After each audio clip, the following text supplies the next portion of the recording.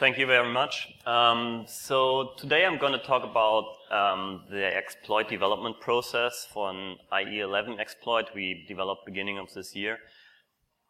And since we were targeting IE11 on the latest version of Windows 10, we had to bypass quite a few exploit mitigations. And so in the end, we decided to submit all the vulnerability information and all the techniques we were using to Microsoft as part of their mitigation bypass bounty program. And I'm quite happy to say that we got awarded the full $100,000 US for our submission. So today, I'm finally able to publicly disclose all the techniques and vulnerabilities we used, and I will show you all of that basically. So I will start with some motivation, basically explaining why we started developing the exploit in the first place. And after doing that, I will go through each technique and vulnerability. So starting with a typed array neutering vulnerability, which is the bug we exploited to get the initial code execution. I'll talk about IE's custom heap and how we use that in order to turn the bug into a read-write primitive. I'll talk about God mode, which is a known technique, or previously known technique, which can be used to get code execution without using shellcode. And I will talk about how we actually managed to re-enable that or reuse that in the latest version of Internet Explorer. I'll talk about how we managed to escape the enhanced protected mode sandbox. And finally, I'll talk about the generic technique which allowed us to make our exploit work under EMET. So a few words about myself. My name is Moritz Jodeit. I'm head of research at Blue Frost Security, which is a small research-based company in Germany. And my main focus is on application security. So I'm mostly interested in stuff like reverse engineering, bug hunting, exploitations, and I like to poke with mitigations. So yeah, why did we actually start doing the exploit? So the initial idea was that we wanted to participate in Pwn2Own this year. So after thinking about a bit which target we could choose, we decided to go after IE11. Mainly because, first of all, we had some prior experience with it, and second, just based on the previous year rules and prize money, we thought that the expected difficulty versus the expected prize money was just right for this target. So the goal was to exploit IE11, the 64-bit version. Enhanced protected mode had to be enabled manually because that was a requirement in the last year's contests. It had to be run on the latest version of Windows 10, and also it had to bypass the latest version of EMET as well. So basically we started the main work beginning of this year, and roughly a month later we already got an exploit. We got a bit lucky because we found a really nice vulnerability, and of course, we didn't have an EPM escape ready, and we didn't have the EMET bypass ready, but in general, we got code execution, and everything looked good so far, and we thought we would make it for Pwn2Own. Then just a few days later, Pwn2Own published the rules. And it turned out IE11 is for the first time no longer part of the contest. So we were really frustrated because we spent quite some time and effort in getting to this point. So we were thinking, okay, what can we do now? And in the end, we decided to submit all the vulnerability details and the whole exploit and all the techniques to Microsoft directly as part of their mitigation bypass bounty program. And it turns out that was exactly the right decision because, as I said before, they awarded us with the 100K payout. So in the remaining presentation, I'm now going through all the vulnerabilities and techniques. So we'll start with the typed array neutering vulnerability. In order to understand that, you have to know about two basic JavaScript concepts. First one is web workers, and the second one are typed arrays. So web workers are basically a concept of having concurrent threads of JavaScript code running in the browser. There's a way to communicate between workers. So you use message passing. So basically what you do is you call the post message function, you pass it the message you want to send, and there's an optional argument called the transfer list. And the transfer list can actually be used to transfer the ownership of an object to another worker. And what happens in that case is, if you do that, an object becomes unusable, also called neutered in the current context, and it appears in the receiving context. So it's a way of transferring objects between workers, basically. And the second concept, typed arrays, you probably all know about them because they are really popular in recent browser exploits, just because they give you a really powerful primitive. So once you are able to corrupt a typed array, you basically get the ability to read and write arbitrary memory, which is really powerful. So the implementation is basically split between views and buffers. So view can be seen as something like a typecast, so it just defines the way how data is accessed, while the buffer is actually the part which stores the actual data. Buffers are implemented in the array buffer object, and this object can't be accessed directly, so you always have to use a view or one of these subclasses like uint8 array or uint32 array. However, you can get a reference to the underlying array buffer of a typed array by using the buffer property. So before we actually started to look for bugs, in general it's always good to have a look what other people did in the past, because in many times it's just a quick way of finding new bugs. And it's also interesting to see where people might have looked for bugs already. So let's take a look at Pwn2Own 2014.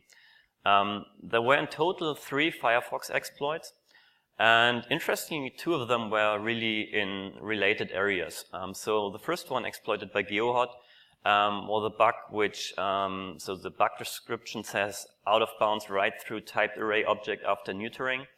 And the second bug, exploited by Yuri Edler, was also related to neutered array buffers. So it looks like this whole concept of neutered array buffers, or the whole neutering concept, seems to be error-prone and hard to implement. We were looking into these techniques and these technologies and see if maybe IE11 had some issues as well, and it turns out yes, they do. So this is our small proof of concept. It's pretty simple, it's pretty straightforward. So what we do first is we create an empty worker. So it doesn't contain any code, it just creates an empty worker. And then we create a typed array on line 5 here. And what we do now is we call the post message in order to transfer the ownership of the underlying array buffer of the typed array to this worker. And by doing that, what happens is the array buffer will actually be, or it will disappear in the current context, so it will be neutered, and effectively that means it will be freed. So after a few milliseconds, the underlying array buffer of the typed array will be freed. Since they didn't adjust or they didn't account for this fact, they didn't invalidate the array buffer reference in the typed array. So effectively, after this happened, we can just use the array and we can use it to access the freed array buffer. And this is nice because we can use the index of the array to specify the exact offset where we want to access the freed memory, basically. And we can read from it, we can write to it, so we have good control over the freed memory. So if you enable page heap, for example, you get this. So as you can see here, we are writing a single byte to the freed memory, and in this case, we control the offset, which can be found in the ESI register. So as I said, this is a pretty powerful bug because compared to other use of the free bugs, where you need to find a certain target object of exactly a specific size, in this case, we control the size of the freed memory. So if you know there's a nice target object which we want to corrupt of a specific size S, we could just create a typed array and thus create the underlying array buffer of exactly this size S. trigger the bug, and then we just have to force the creation of our target object, which will eventually be placed in this free chunk of memory. So it's pretty powerful. So the question is, okay, which object do we target? To answer that question, we have to first see where the array buffer is actually allocated. So if you take a look at the JS JavaScript array buffer create function, you will see that they're using the malloc function to allocate the memory. And that means the memory is allocated on the CRT or on the process heap. This actually reduces the number of potentially useful objects a bit, because all the nice stuff which you could corrupt, like typed arrays or other arrays or strings, they are allocated on IE's custom heap instead. So the question is, which object could we target in the end? It turns out there's one interesting object, which is called the LargeHeapBlock object, which builds the foundation around IE's custom heap. And it turns out you can trigger the creation of these objects on the CRT heap by creating large JavaScript objects. So you can just create a large array object of integers, for example, which will eventually create these LargeHeapBlock objects. And there's one thing to note here, that if you create a large array of integers, a LargeHeapBlock object of a certain size will be created. However, if you create an array of object references, for example, the LargeHeapBlock object which will be created has a different size. So by changing the elements you're storing in the array, you can change or you can control the size of the LargeHeapBlock object which is created. Just keep that in mind, because we are making use of that in the exploit. So if you are executing the JavaScript code on the previous slide, you will see that you get lots of these allocations of B8 size bytes. And if you take a look at the memory of these allocations, you will see that these are really the LargeHeapBlock objects we are looking for.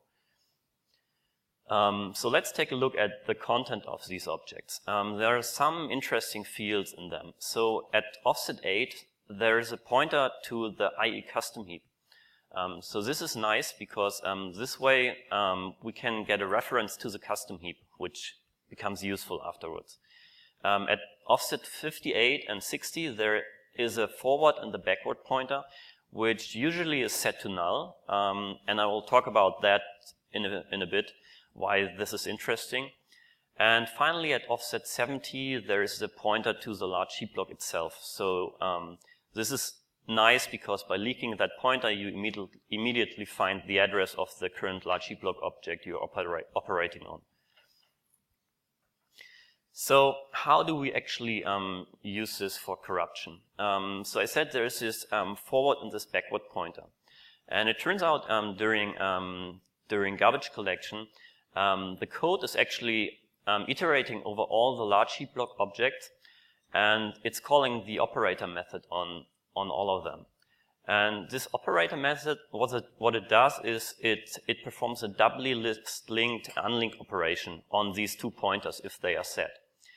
And now you would expect, okay, on the latest version of Windows, these unlink operations, they are probably protected like in every modern heap allocator implementation. However, it turns out they are not. So it's really a simple doubly linked unlink operation, and you can really exploit them like you did in the past when corrupting heap metadata, for example. So you easily get by overwriting the forward and the backward pointers, you easily get a write 4, or in this case, a write 8 primitive. You have this constraint that the backward pointer actually has to be a valid address, because it's dereferenced to store the forward pointer. However, in the end, it gives us the ability to write a pointer to an arbitrary address in memory. So that's nice. However, we want something more. So we want the ability to read arbitrary addresses, we want to write arbitrary addresses, and we also want to leak arbitrary JavaScript objects. So as I said before, typed arrays are a nice way of getting this powerful primitive. However, typed arrays are allocated on IE's custom heap. And with the bug we have, we can only access objects on the normal CRT heap. So how do we find the address of a typed array? So the strategy is as follows. So first we create two groups of typed arrays. We basically create these typed arrays, which will effectively create the corresponding array buffers on the CRT heap. And we are creating one group of a specific size and another group of another size. And then we'll trigger the bug. So we will have typed arrays pointing to freed array buffers. And then we will start to alternate between allocating JavaScript arrays of integers and JavaScript arrays of typed array references, basically. And these will eventually, the created LargeHeapBlock objects will eventually fill the freed heap chunks. And in order to understand it a little bit better, here's a small demonstration. So on the left side, you can see the CRT heap. On the right side, we have the custom heap. So we start by creating the first group of typed arrays. And in this case, we create typed arrays of size B8, which will effectively create array buffers of the same size on the CRT heap. Then we create the second group. So we create another group of typed arrays, but this time we create them with a size of A0. And again, array buffers will be created on the CRT heap. So now we start to do the allocations of these array objects. First of all, we trigger the bug, of course. So now we have typed arrays pointing to freed memory. And now we start to do the alternating between creating arrays of integers and arrays of typed arrays. So first we create an integer array, a large integer array. And as I said before, this will trigger the creation of a LargeHeapBlock object. And in this case, since we are storing integers, it will create a LargeHeapBlock object of exactly B8 size. So eventually it will replace one of the previously freed array buffer objects. And then we will continue and we will create an array of typed array references. Again, this is a large array, so it will create a LargeHeapBlock object of the size A0 in this case, because we are not storing integers, but references. And now you can see why we created the second group of typed arrays, because now the LargeHeapBlock object has exactly A0 bytes. So we continue that process, so we continue to create a new integer array, which will again create another heapblock object. So in the end, we are exactly looking for this memory layout, which you can see on the bottom right. So what we really want to have is we want an integer array at the beginning. It needs to be followed by an array of typed arrays. And one of the reference typed arrays must be followed. And finally, at the end, we need another integer array. The good thing is, of course, there's randomization going on, so you can't be really sure that you trigger exactly this heap layout. However, as you will see in a bit, it's quite easy to see if you actually manage to create exactly this layout. And if you didn't manage to create it, we can just retry. So it's pretty easy to, in a loop, try to create this layout. And once we got that, we continue with our exploit. So the first step in the exploit is to actually corrupt the first integer array, this one here. So how do we do that? So we have the typed array here, which allows us to access, to read and write the LargeHeapBlock object. So as I said before, there's this data pointer pointing to the CRT heap, which in this case points to the integer array. So we just leak that pointer, so we find out the address of the integer array. And then what we do is we use the write8 primitive I talked about before. So by overwriting the forward and the backward pointer of the LargeHeapBlock heap block, we write a pointer to the size field of the integer array. And we do that to effectively, basically by overwriting the size field with a pointer, you enlarge the size by a really large factor. And a quick refresher on how arrays are stored in memory. So basically you have three length fields. You get the number of allocated bytes, you get the actual array length, which is the number of currently stored elements in the array. And finally, you got the reserved length. And during the write 8 primitive, or with the size corruption we just overwrite the reserved length, which allows us to use this array to actually write out of bounds. However, if you want to read memory after the array, you actually have to modify a second length, namely the array length. And instead of corrupting two length fields, what you can do is you first corrupt the reserved length, and then you write at a really high, at a really large index, which is larger than the original size.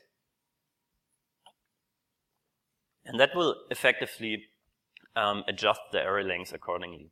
So after doing that, you have the ability to read and write memory after the actual integer array. So the second step is actually to do exactly this. So we are using the first integer array where we overwrote the size field, and we write to a really high index. And now you see why we chose to use this memory layout, because we are writing to the first element of the second integer array. And we are doing that in order to not corrupt any unrelated memory, to not cause any crashes.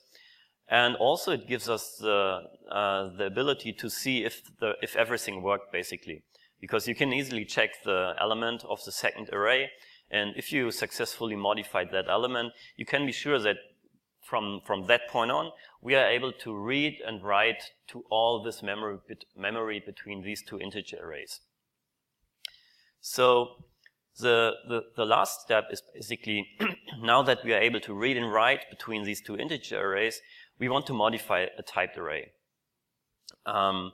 So first we leak all the typed array pointers from the array of typed arrays. And for every pointer, we are basically checking if the reference typed array resides between these two integer arrays. And if it does, then we are able to access it, right? So we just overwrite the size field and the raw data pointer of the typed array. And then we have a typed array which allows us to to read and write arbitrary addresses, basically. For 64-bit processes, there's still some issues you're running into, mainly due to the way or that you can't write really huge size fields, but you can easily work around that fact, and it's all described in the white paper if you're interested. So now we got the ability to read and write arbitrary memory. So this is quite powerful. And we can also leak arbitrary JavaScript objects.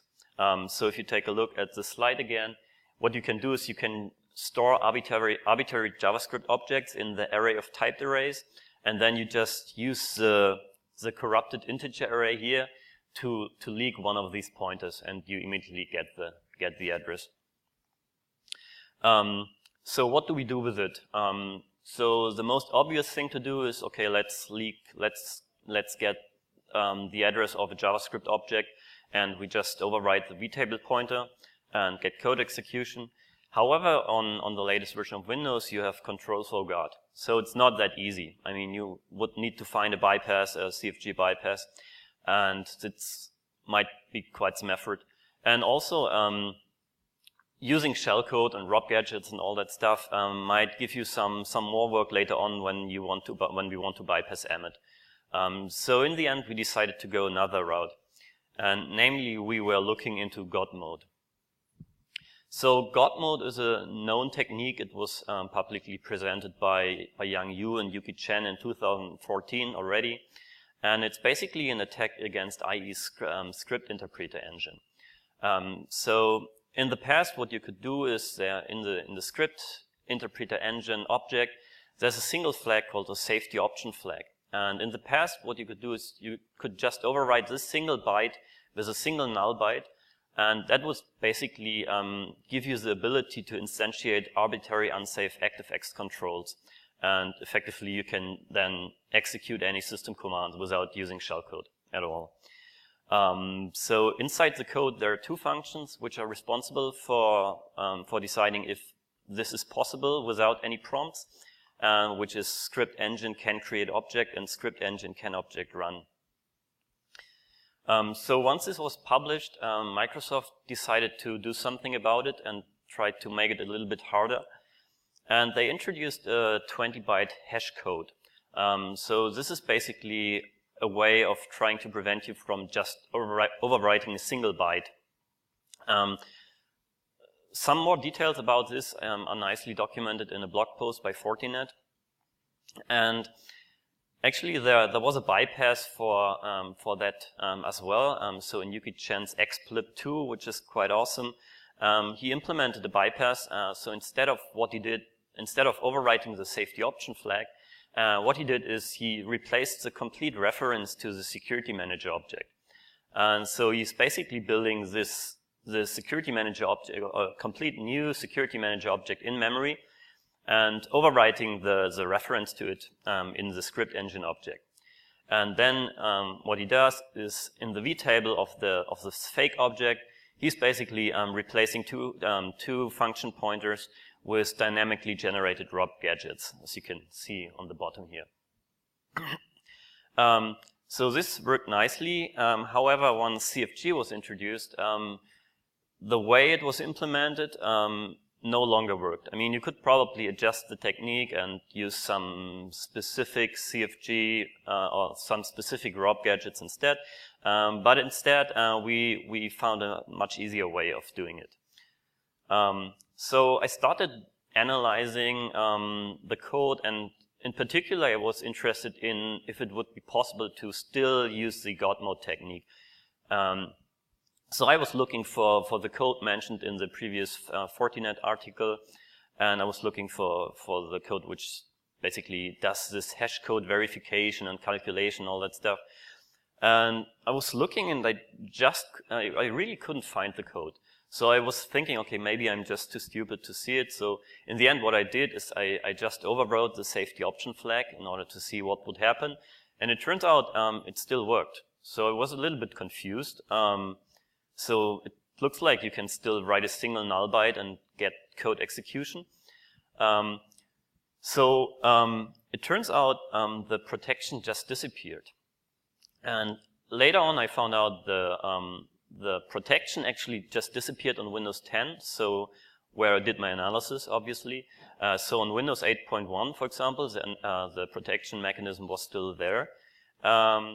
So interestingly, this year at KASLR West, I was talking to someone from Microsoft, and they told me that this hashing protection thingy, it disappeared because due to an internal compiler change, which I found really interesting. So in the end, we still had on Windows 10 the ability to write a single null byte in memory and get the ability to execute system commands. So now this gave us the ability to get code execution. However, as I said, we were targeting the enhanced protected mode sandbox since this was a requirement for Pwn to own. So let's see how we can maybe escape that. Again, we did some research on what people used in the past to escape the IE sandbox. And there's a known and public technique which was used in the past by people to escape the protected mode sandbox, so the less restricted version of the sandbox. So it's based on the concept of zones. So zones allow you to basically define security settings for different groups of sites. And it turns out that the protected mode and also EPM is not enabled if a page is considered to be part of the local intranet zone or the trusted site zone. So every time your page is considered to be part of this zone, it's running or it's rendered outside of the sandbox. And it's rendered in a 32-bit process as well. So this was first documented in 2010 in a paper published by Verizon. And the basic idea is as follows. So once you get code execution in your first stage payload, you're basically starting a local web server which delivers your same exploit again, and then you just redirect IE to this web server. And since IE is redirected to localhost, it's automatically considered to be in the local intranet zone. So it's rendered outside of the sandbox. Here, so you just trigger the exploit again, and then you get code execution outside of the sandbox. And this was, as I said, already exploited several times in the past. So the Verizon guys did it. ZDI exploited the same vulnerability during the Pwn for Fun contest in 2014, for example. And the advisory published by ZDI is pretty interesting because you can see the response from Microsoft, where they state that it does not meet the bar for security servicing. And instead of fixing the bug, they did a recommendation. And their recommendation to mitigate this issue is to use EPM, so the Enhanced Protected Mode, which we are targeting. So why does EPM protect against that? So EPM is based on app container, and app container uses the concept of network isolation. And network isolation basically prevents a sandbox process from receiving new network connections. And it should also prevent you from, or the sandbox process, from sending or establishing new connections to the local machine. So we were thinking about that, and I mean, in general, we are not restricted to localhost. So all we want to do is we want to get a domain name which is considered to be part of the local internet zone. So and it doesn't have to be localhost. So we were trying to find out how IE actually decides if a site is part of the local internet zone. And there's one really simple rule, which is called the plain hostname rule, which basically says if the domain name of the URL doesn't contain any periods, it's automatically mapped into the local intranet zone.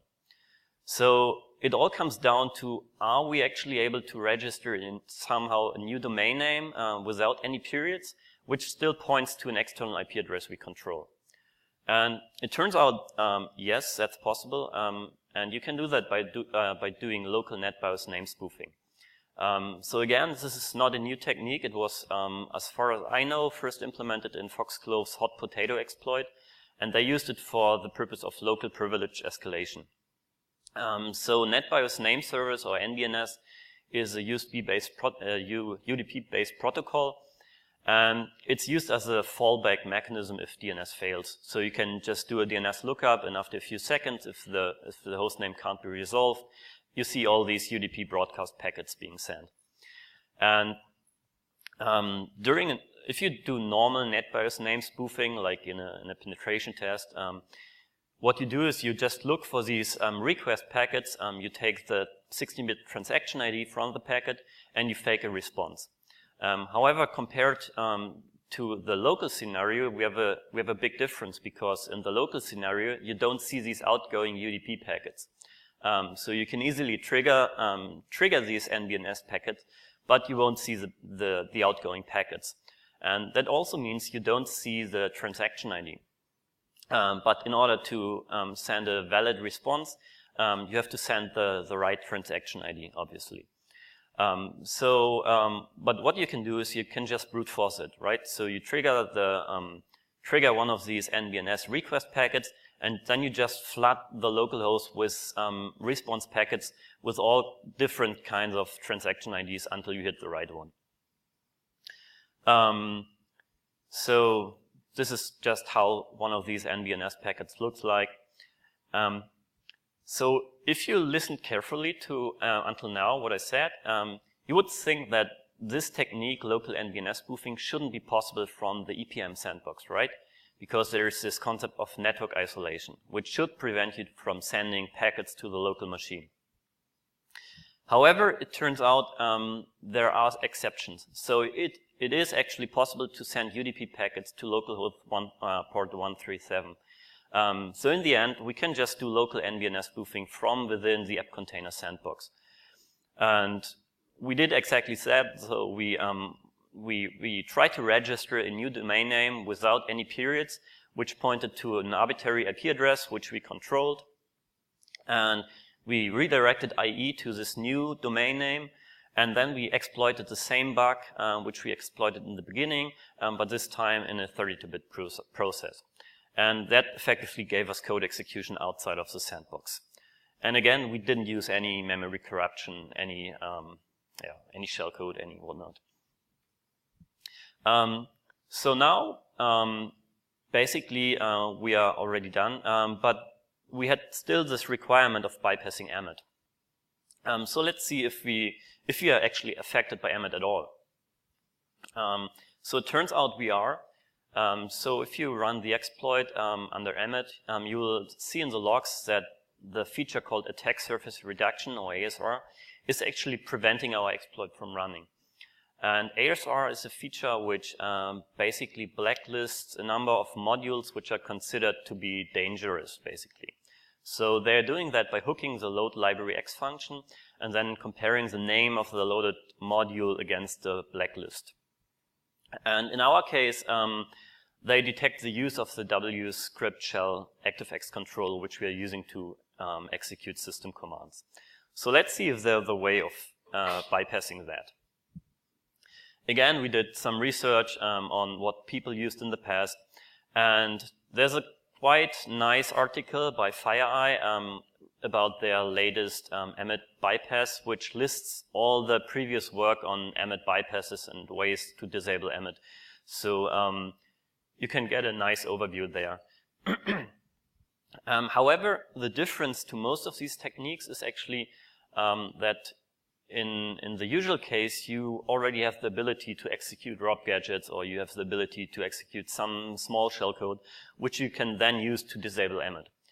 However, in our case, we don't have code execution yet. So the EMET is actually preventing us from instantiating the ActiveX control, and only after we got the ActiveX control running, we get code execution.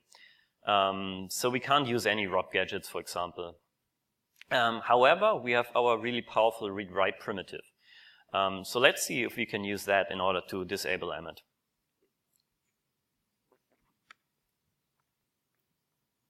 So if you take a look at the EMET code, and in particular at the place where the ASLR check is implemented, you're running into this small check here. So what it does, it basically reads a pointer from a known location in memory. It decodes the pointer using the Decode Pointer API. The pointer is pointing to a config structure on the heap. And at offset 28, there's another pointer pointing to a flag in memory. And if this flag is actually not set to 0, the ASLR checks are performed. And similar checks can be found for other EMET features as well. So the idea is, okay, we have a read-write primitive. So maybe we can just override this flag, right? That doesn't work because the people who wrote EMET, they thought about this attack and they set the memory which is storing the flag read-only. Okay, so maybe we can override the enabled protection pointer pointing to the flag and point it to some other memory or to some fake flag. That's possible. However, you still have to find the address of the config struct on the heap. There's a reference, as I said, but the pointer to this structure is actually obfuscated using the Encoded Pointer API function. So let's take a look at that. So if you take a look at the MSDN documentation for Encoded Pointer, they give you some hints on what they actually do when they obfuscate pointers. So they say the pointer is obfuscated with a secret value, and this secret value is different for every process. So that means it's the same in our process for all the encode pointer calls. So the question is, can we maybe use our read primitive to leak the secret value somehow? Because if we manage to do that, we would be able to decode any obfuscated pointers in the process.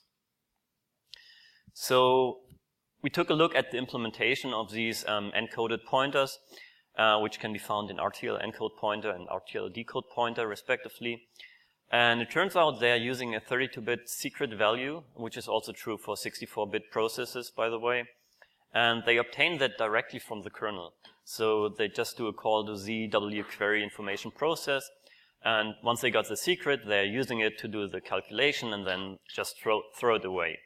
So it's not like it's stored at some static location where you could leak it, for example. So it doesn't seem to be possible to just read the secret value from memory. So let's take a look at the implementation of obfuscated pointers. So this is some pseudocode for the 64-bit version of these functions. So what they do is they take the plain pointer, they XOR it with a secret value, and then they right shift the whole result a certain number of bits to the right. And the number of bits it's right shifted depends on the secret value.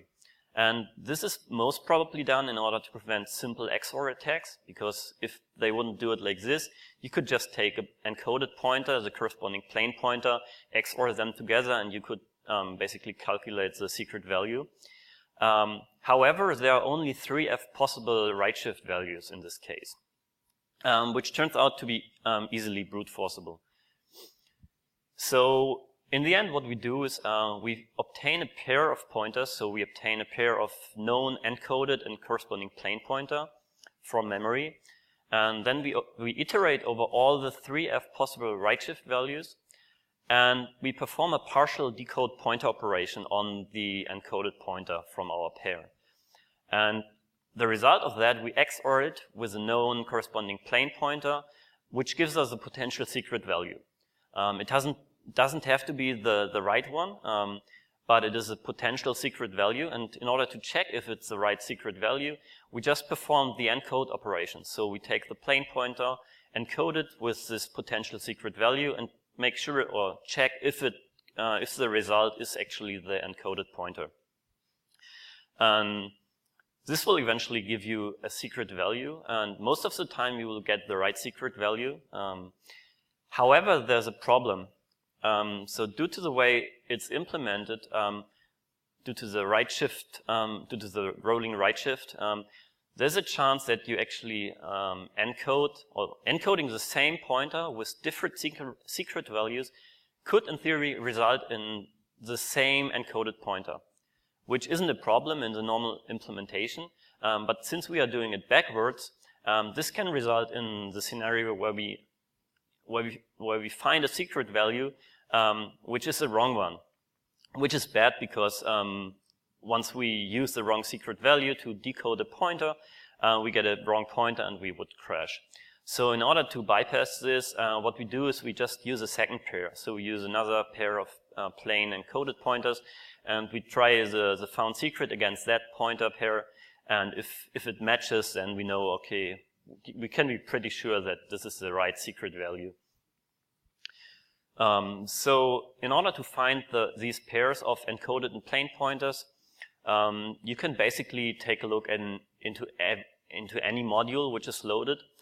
We took a look in the EMET module itself, and it's quite easy to find these pairs. For example, on this slide you can see what they actually store the null pointer in encoded form at a static location in the data segment.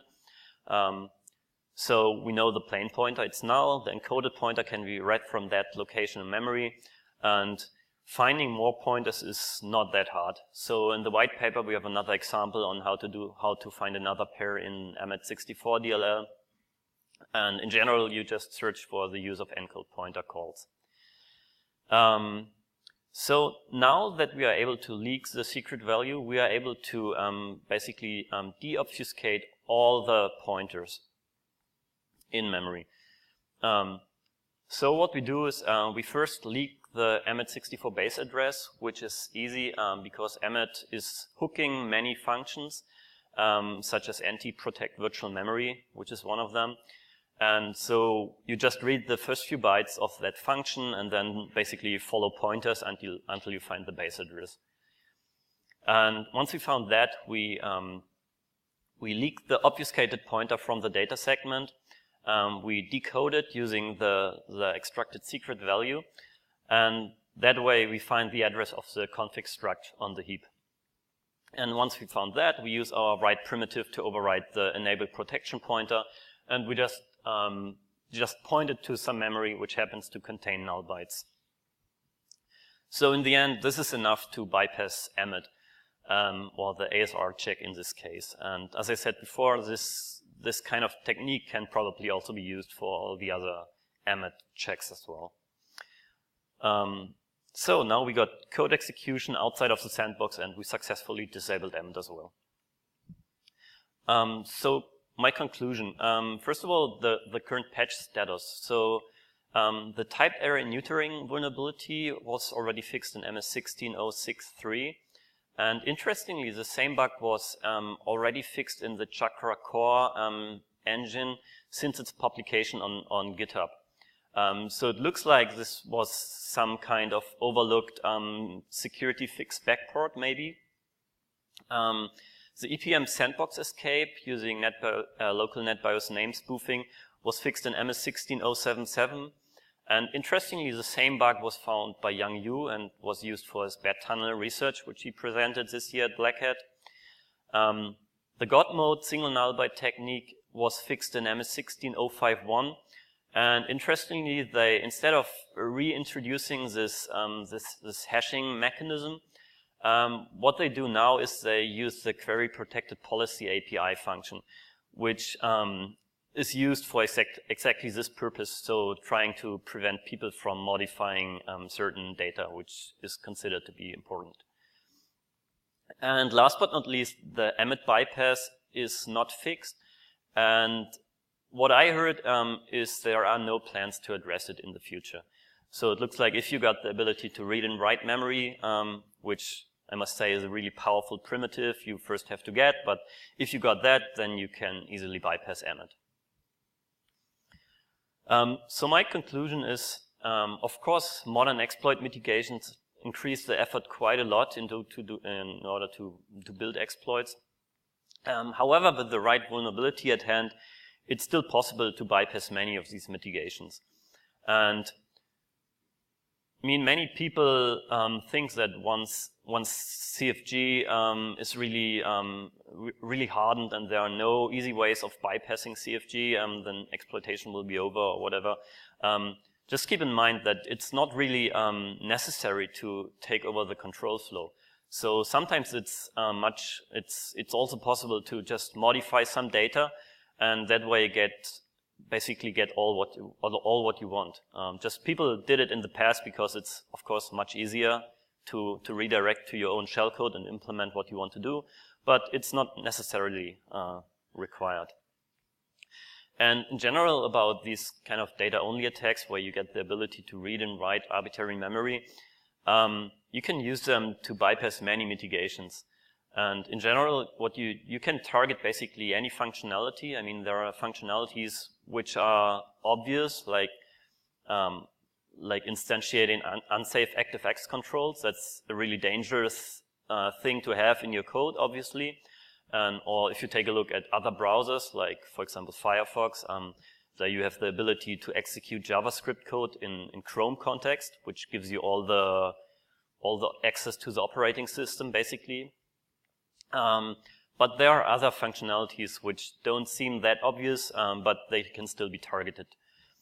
And in general, so that's just my personal opinion, but I think that once all these CFI solutions mature and all the easy bypasses are gone, if that happens, I don't know, then I think then more and more people will actually make use of these data-only attacks, because they are really hard to defend against.